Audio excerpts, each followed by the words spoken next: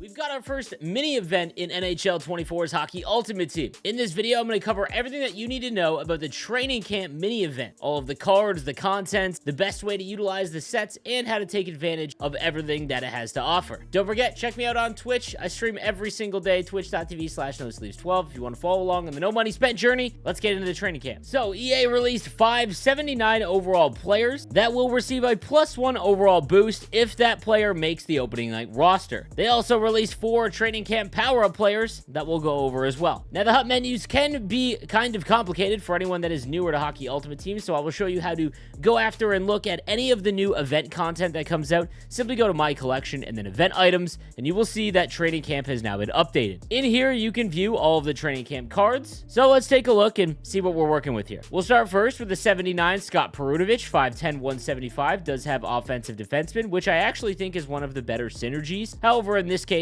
even with it activated, his shot is pretty rough. He does have 87 speed and acceleration. Honestly, when you first start your team, defensemen that have 87 speed and above are pretty much must-adds until you find some better players. He's not going to help you at all defensively, but 87 speed will help with being able to get back if, you know, you're defending the rush, that kind of thing. Then for the Vancouver Canucks, we've got the 5'9", 185 Niels Hoglander, with the two-way forward ability, 86 speed, 86 acceleration, and 86 agility. His balance is pretty rough, his shot is brutal, and his hand stats are abysmal. This one is a hard pass unless you are a diehard Canucks fan. Next, we've got Alexander Holtz, 6 foot, 195 sniper forward, which is a great synergy. Again, helping all of the shooting attributes. 85 speed, 86 acceleration, and low agility. Again, guys, none of these cards are going to be great for you, but if you are just ripping your starter pack team and you've got bronze players in your lineup, they have a place, and he's got some decent size. Probably the most useful 79 overall card from the training camp set is the 79 Joey Daccord, simply because a lot of people don't have any goaltenders. They've just got whatever they got in the starter pack,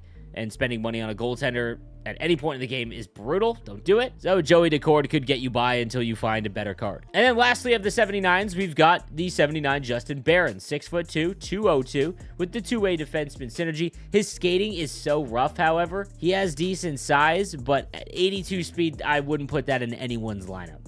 Now, how do you acquire these cards? Well, if you go into sets and then training camp, I will walk you through the training camp sets as well. You will find that they are now added into the training camp sets. You'll see all of the new ones here that they did release. But first, let's touch on the actual launch training camp sets. These will require training camp collectibles. There is a set for 1, a set for 2, and then a set that requires 2 more training camp collectibles and 2 silver players. Now, all of these will net you some packs, a mini pack for 1, a base pack for 2, and a premium pack for completing this stage. So to acquire these collectibles, you head over to Hut Moments, then training camp, and you will see that there is 4 moments, and completing them all will get you 4 training camp collectibles. These ones are pretty easy to get finished. Now, you will need a 5th training camp collectible to get everything finished. So if you go over to the objectives tab, scroll over to training camp, and there are training camp objectives to finish. When you complete it, you will get a training camp collectible, the last one you need. All right, so head back into sets and then the training camp sets, and you will see I've already finished the first 2. Live in the video, I'll do the last one. Once you finish that, you will get a premium pack. Now, for this last launch training camp set, which will net you a 79 overall power-up Nick Robertson, you've got to throw in Riker Evans and Connor Jarry. To acquire these, simply go to the store. There is a free pack in the store that will give you both of these players. Cash them in, and that will give you the 79 Nick Robertson. Now, it will also give you an extra training camp collectible, which is nice because you can take this 79 Nicholas Robertson, and you can upgrade him by +1 with that training camp collectible. Again, an 80 overall card is not going to be anything crazy. However, at launch of the game, there are a lot of players that could use him, especially because he's got silver unstoppable force, 87 speed and acceleration, and a mid-80s shot. Not terrible at all, to be honest with you.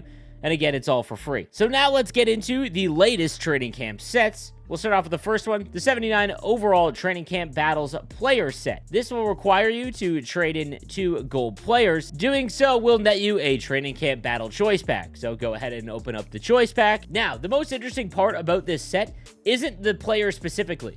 Honestly, I don't think any of them were all that great, and I think maybe Joey Daccord has the most value simply because goaltenders are whatever. What they do offer is an interesting ability for you to create a team builder. Now, because these cards will get a +1 overall boost if they make the opening night roster for their NHL team, they will go up to an 80 overall. To create a team builder card, it requires 15 74 and above cards from that specific team. as well as 10 80 and above cards for that specific team. Meaning that Scott Perunovich, who is essentially a lock because he can't get sent down, will go to an 80 overall, and you could use 2 gold non-NHL players and make as many of these as possible. Now, this is really only going to pertain to the players that spent money on the game, or theme team players that were not able to pre-order the game early enough to get the Team Builder Choice Pack at early access. Another example, if Justin Barron is able to make the Montreal Canadiens, I did some scouting, looked around, it does look like he has a strong shot to do so.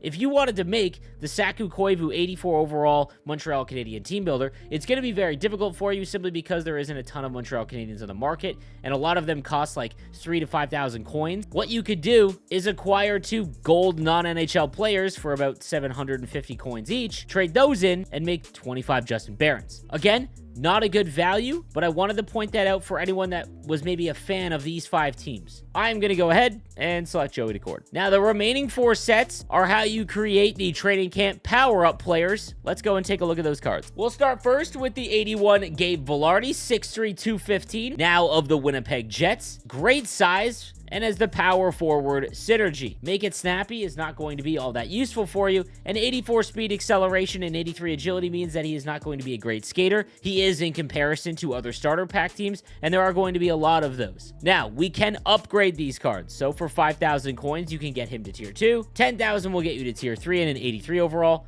15,000 or 1 power-up collectible for 84. And then finally, tier 5 will be 25,000 coins or another power-up collectible. So as you can see, if you get him up to 85, he's got 86 speed, 86 acceleration, 87 agility, 87 balance, and a mid-80 shots. He's actually pretty good across the board, to be honest with you. 85 body checking. However, I gotta say, I don't think it's worth it for you because there will be better cards, like X Factors, for example, that will require power-up collectibles. Now, if you are, let's say, building a theme team, and you really want Gabe Vilardi on your team, and you are going to do the upgrade path, make sure you are upgrading him with power-up collectibles. Now, the reason why is because at some point, you are more than likely going to refund what you put in for this 85 Gabe Vilardi. He's just not really worth the upgrade cost. However, when you refund things, you will get half of what you put in. So with 25,000 coins, you're looking at 12,500 in return. However, if you use a power-up collectible, you can't half one. So you will get both power-up collectibles back. So just make sure if you've got power-up collectibles laying around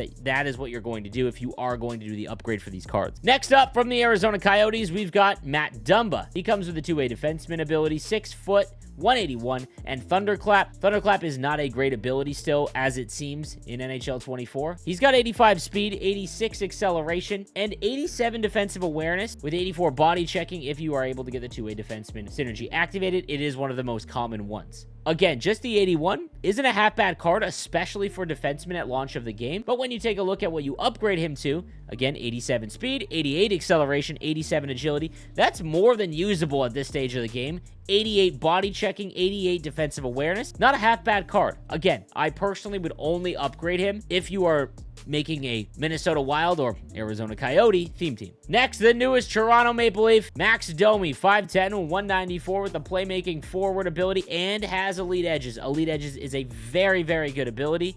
Now, obviously, these abilities don't activate until you get to tier 5, so you can ignore them if you are not going to upgrade.